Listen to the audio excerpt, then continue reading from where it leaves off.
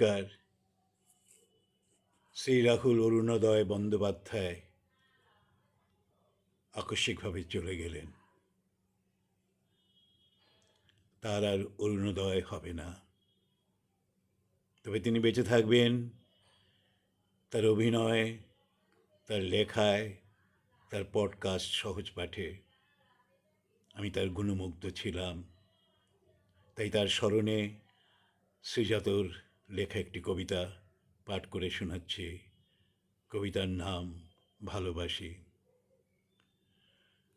সমুদ্র কিছু নেয় না, ফিরিয়ে দেয়, এ প্রবাদ তুমি মিথ্যে করলে আজ। খুচরোর মতো আয়ুর এমন ব্যয়, সূর্যাস্তকে মনে হলো দাহ কাজ। তোমাকে দেখেছি শুয়ে আছো টান টান, দু চোখ বন্ধ, সানগ্লাস লাগছে না, আকাশে উঠছে শেকল ভাঙার গান। এই ঘুম বহু ভালোবাসা দিয়ে কেনা।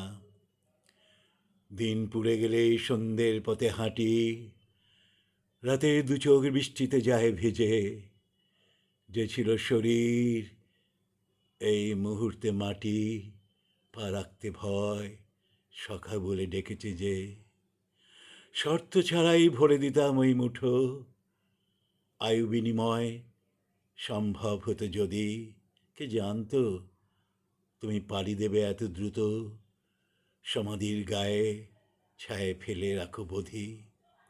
বুকের বাঁদিকে বরাবরই রাখা ছিল লাল নিশান আর নীল সাদা জার্সিটা। ছাই খুঁজে নেয় জলের অন্ত মিল, এত সহজে তো নিভবে নাই চিতা। আমরা আমরা বই বই আগুনের ভার, খেলার ছলেও মানব না শেষ বাঁশি। এই তো শাস্তি, তুমি নাই শোনো আর। যতদিন আছি বলে যাব ভালোবাসি, বলে যাব ভালোবাসি। নমস্কার।